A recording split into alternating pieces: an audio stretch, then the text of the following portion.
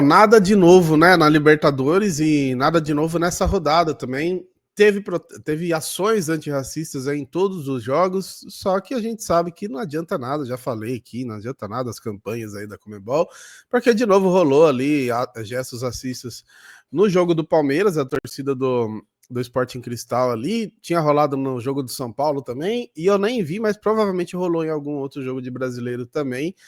E aí o Palmeiras emitiu uma nota aqui, mas até esse começo aqui eu me identifico, né? Porque ontem a gente viu, eu fiquei pensando, o que eu vou falar sobre isso? Que é uma parada que já se repete tanto, né?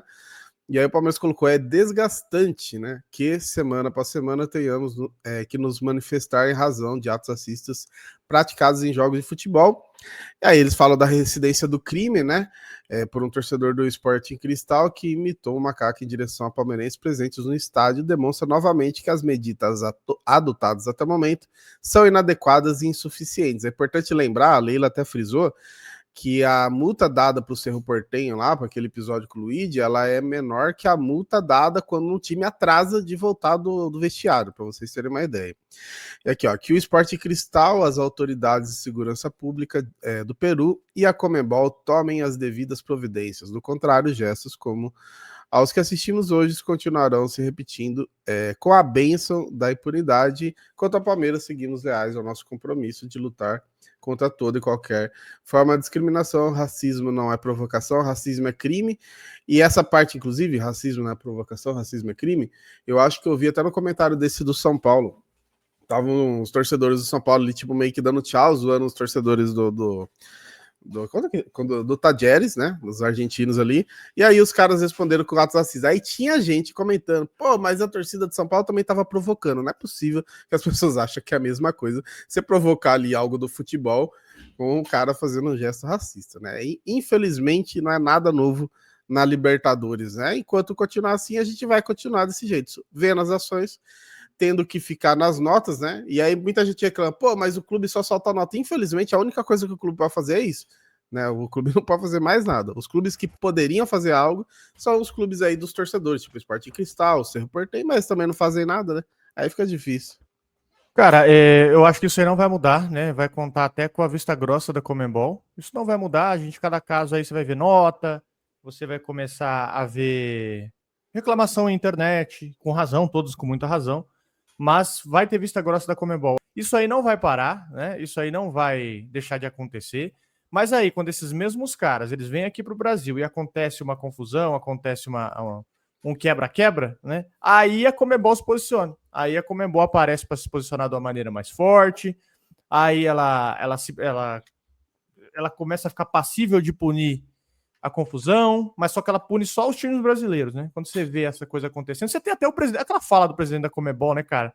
O pessoal falou, é muito mimimi, né? O pessoal falou, como que o cara ia pensar nisso de bate-pronto? Meu amigo, o cara tinha 300 exemplos de analogia para ele usar, né? Só ele pegar o Claudinho Bochecha, né? E fazer aquela analogia. Sou eu assim sem você. Ele podia pegar uma lista assim, ó, e usar todas as analogias possíveis, ele usou a pior. E o pior ainda, ele poderia usar Tarzan sem Jane, né? Que é o mais óbvio. Pois é. E aí ele vai e usa a pior. Esse é o melhor exemplo que muita gente fala que não existe racismo estrutural. Quando o cara faz algo assim, talvez até inconsciente, e é um racismo, é exatamente isso que é estrutural. Já tá encrustado na cabeça dele que ele não consegue pensar em outras coisas. E aí teve uma fala do Gamarra também sobre o Luigi, né? Que eu até trouxe aqui, e eu deixei para ler a fala no vídeo. Eu fiquei puto no vídeo que eu não tinha lido ainda. Que ele fala que o Luigi realmente provocou e tal. Meu Deus do céu, sabe? O cara conseguiu colocar a culpa. Ainda bem que o Gamarra nem jogou muito aqui pelo Palmeiras. Né? É nojenta, assim, a fala dele. E aí, você falou das violências ali, a final do Fluminense com o Boca, que teve um quebra-pau absurdo lá, né? A Conmebol naquela época, nossa, né? Tem que proteger os argentinos queridos dele, mas esse clima hostil, esse clima de chegar ao ponto de violência, eles vão criando quando tem essas provocações, esses racismos, e ninguém faz nada, vai criando, o brasileiro vai ficando, vai guardando, aí na hora que tem oportunidade, você vê os caras lá que estavam trampando ali de policial no dia, os caras parece que pegaram e falaram, hoje eu vou descontar toda a minha raiva que eu tive no ano inteiro, eu vou descontar nesses argentinos aí. Então, se a Conmebol não faz nada com uma violência, que o racismo é uma violência, na hora que estourar algo maior, que foi aquele caso ali, Aí ninguém segura, velho. Na hora que junta a polícia contra argentino maluco, aí o bagulho fica louco mesmo, né? Infelizmente, né? A gente falando de novo disso na Libertadores. Mas falando um Mas, pouquinho de cara, futebol. me vem até um questionamento interessante aqui, né? Eu queria saber da sua parte. Você acha que é xenofobia ou você acha que é racismo? Qual que se aplica? Porque, assim, você vê que os caras imitam o macaco até pra quem é branco lá da torcida do Palmeiras, cara. Você vê que... inclusive, o cara que postou o vídeo, né, que é o Rodrigo Wirth, que era da torcida do Palmeiras, conheço ele aí, um abraço pra ele. Ele é branco, né, cara? E você vê que ele começa a provocar os caras e os caras começam a imitar macaco pra ele.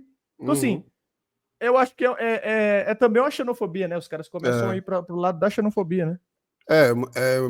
É xenofobia mesmo, né? Porque também tem lá no caso do Peru, tem muitas vezes no Paraguai os torcedores muito de origens indígenas, né? Que muito desse país tem origem indígena.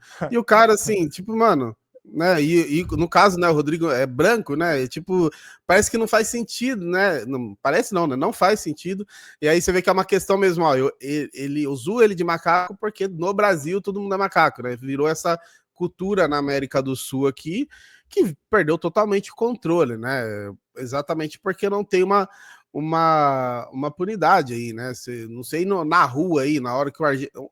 Pelo menos eu deve ter tido já, mas eu nunca vi um torcedor, por exemplo, sei lá, o torcedor da Mancha, o torcedor da Gaviões, está andando na rua na Argentina e apareceu um torcedor do Boca zoar ele de macaco na cara dele ali. Eu nunca vi isso. Não. Então virou uma Mas cultura. Você já ouviu o conceito de ameríndio, né? Tá Hum. ligado? Conceito de ameríndio, que era os exemplos dos povos pré-colombianos, né? Que é os incas, os astecas, os maias, guarani, tupinambá, todos esses caras aí, que é para distinguir índio ou juntar índio com americano, né? O famoso índio asiático, que eram justamente os caras que estavam zoando ontem, que estavam imitando o macaco, né? Os caras falam que são os famosos ameríndios, né? Que eram os peruanos lá. Então, assim, não tem base os caras imitar macaco, cara. Não faz sentido, não tem sentido virou nenhum. Cultura de estádio mesmo. Eu vi, inclusive, desse que eu falando dos caras zoando na rua, teve um episódio na final do Flamengo e River Plate, que tá rolando aquela fanfest ali, que tá todas torcidas. Aí tem um torcedor do River que começa a fazer o sinal de macaco, né? E aí tem um cara de 3 metros de altura, flamenguista, que me desce a porrada, né? Ali você vê, tipo, na hora que a parada aperta, e aí deixaram o cara sozinho também, né? Os amigos dele deixou aí, você que imitou, aí você que se vira. Porque virou uma cultura de estádio na rua mesmo, se fizer direto, sem a proteção ali, dá ruim. Então, além de tudo, os caras são covardes, né? Além de tudo, os caras fazem ali quando eles estão naquela posição ali mais protegida e tal. E é triste, né, cara? Porque quando vira cultura, aí é difícil tirar. Quando vira um negócio. Tanto a gente tem um exemplo, né? Aquele grito homofóbico quando o goleiro ia bater o tiro de meta do México lá, né? Começou com a torcida do México, depois outras torcidas começaram a copiar. Só parou quando começou a rolar algumas punições, né? Você vê que rolou a punição, a galera deu uma segurada. Então, acho que é o que. Acho não, né? É o que devia ser feito em relação ao racismo também. Mas a Comebol, né, cara, é impressionante. Realmente tudo acontece com o aval deles, né? Aí é pior. Quando quem tá organizando praticamente dá o aval, aí fica difícil. Inclusive, eu não sei se isso tá rolando, tá? Eu não sei como é que tá isso hoje. Mas se você pegasse uma nota de real e provocasse um argentino, eu vi que isso tinha virado punição na Comebol. A pessoa que fosse pega fazendo isso ia ser presa, ia sair do estádio presa. Pessoa que pegasse uma nota e mostrasse para um argentino. Porque quando eu fui na Bombonera, né? Fui na Bombonera 2 vezes em 18. Fui em 18 e fui em 2023. E é muito comum, né? Os caras começam a zoar os argentinos. 5 pesos na época, né? Hoje em dia nem sei quanto mais é do que o peso tá subindo. Aí os caras falam, 5 pesos, R$1. Os caras ficam aloprando os argentinos, ficavam gritando, uau, 5 pesos, R$1. E ficavam mostrando a nota assim, ó. Aí a Comebol colocou que se você mostra a nota para um argentino, você toma punição, cara. Capaz de você sair preso de lá porque você mostrou. Você tá ofendendo o argentino economicamente, hein? O cara não tem o poder de compra igual o seu, então toma cuidado. Tá 5,36. Os caras não tá com essa moral toda, não. É foda, então, né? Mas, enfim, é uma parada bem triste, né? Mas falando um pouquinho de futebol, né? Saindo desse episódio triste de novo, que a gente sabe que. Eu já falei aqui em outro vídeo e volto a afirmar, é mais um vídeo informativo para vocês estarem a par do que aconteceu do que esperando alguma coisa, tá? Porque realmente ninguém faz nada. Mas o Abel falou sobre as posições de jogadores. Ontem a gente teve o Felipe Anderson ali na meiuca no lugar do Rafael Veiga. E eu vou deixar a fala dele aqui, tá, gente? Porque a Conmebol é uma das coisas mais chatas do mundo em relação à comunicação. Então, os caras podem cometer racismo em todo jogo e a gente não pode usar a imagem de uma coletiva que a gente toma strike, é foda. Ó, o que eu mais sonho é ter 2 jogadores em cada posição para não ter que inventar lugares, como estou fazendo.